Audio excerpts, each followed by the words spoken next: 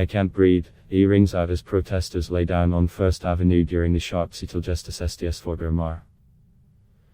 Read MoreWASHINGTON. Massive demonstrations against racism and police brutality filled some of the nation's most famous cityscapes, with tens of thousands of people marching peacefully in scenes that were more often festive than tense. Wearing masks and urging police reform, protesters on Saturday gathered in dozens of places from coast to coast, while mourners in North Carolina waited for hours to glimpse the golden coffin carrying the body of native son George Floyd, a black man whose death at the hands of Minneapolis police has galvanized the expanding movement. Collectively, it was perhaps the largest one-day mobilization since Floyd died 12 days ago, and came as many cities began lifting curfews that authorities imposed following initial spasms of arson, assaults and smash-and-grab raids on businesses. Authorities have softened restrictions as the number of arrests plummeted. Demonstrations also reached 4 other continents, ending in clashes in 2 European cities. The largest demonstration appeared to be in Washington, where streams of protesters flooded streets that were closed to traffic. On a hot, humid day, protesters gathered at the Capitol, on the National Mall and in neighborhoods. Some turned intersections into dance floors. Tents offered snacks and water. On one block, the chime of an ice cream truck competed with the rumble of a helicopter overhead. Pamela Reynolds said she came seeking greater accountability for police. "The laws are protecting them," said the 37-year-old African-American teacher.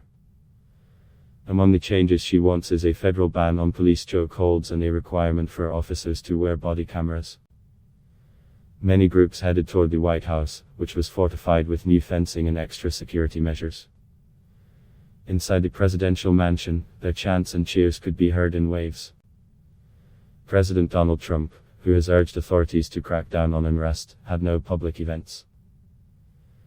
The demonstrations extended to Trump's golf resort just outside Miami, where about 100 protesters gathered. Elsewhere, the backdrops included some of the nation's most famous landmarks. Peaceful marchers filed across the Golden Gate Bridge in San Francisco and the Brooklyn Bridge in New York.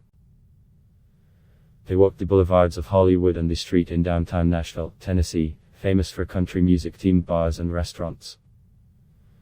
Many wore masks, a reminder of the danger that the protests could exacerbate the spread of the coronavirus. Roderick Sweeney, who is black, said he was overwhelmed to see the large turnout of white protesters waving signs that said, "Black Lives Matter," as hundreds gathered near the Golden Gate Bridge. "We've had discussions in our family and among friends that nothing is going to change until our white brothers and sisters voice their opinion," said Sweeney, 49. The large turnout of white protesters is sending a powerful message. In Philadelphia and Chicago, marchers chanted, carried signs and occasionally knelt in silence.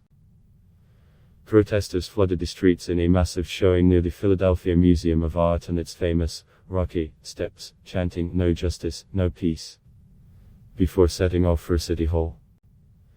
A large crowd of medical workers, many in lab coats and scrubs, marched to Seattle's City Hall.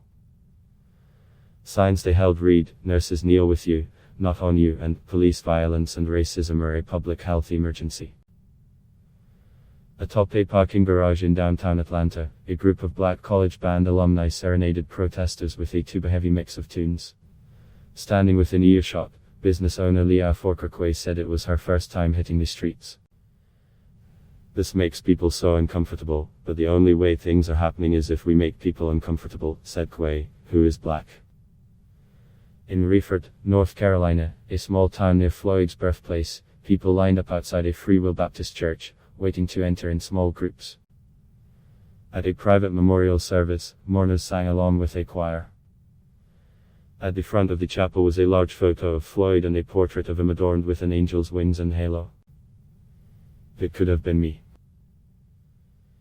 It could have been my brother, my father, any of my friends who are black," said Eric Carlos of nearby Fayetteville. "It made me feel very vulnerable at first." Protesters and their supporters in public office say they're determined to turn the extraordinary outpouring into change, notably overhauling policing policies. In Washington, Minneapolis and elsewhere, marchers urged officials to defund police, a demand that has become more common in recent days. Teresa Bland, 68, a retired teacher and real estate agent protesting at the Ohio State House in Columbus, had a broader agenda in mind. "I'm looking at affordable housing, political justice, prison reform, the whole ball of wax," she said. Some reforms already have been enacted. Minneapolis officials have agreed to ban chokeholds and neck restraints by police and to require officers to stop other officers using improper force. California Governor Gavin Newsom ordered the state's police training program to stop teaching officers a neck hold that blocks the flow of blood to the brain.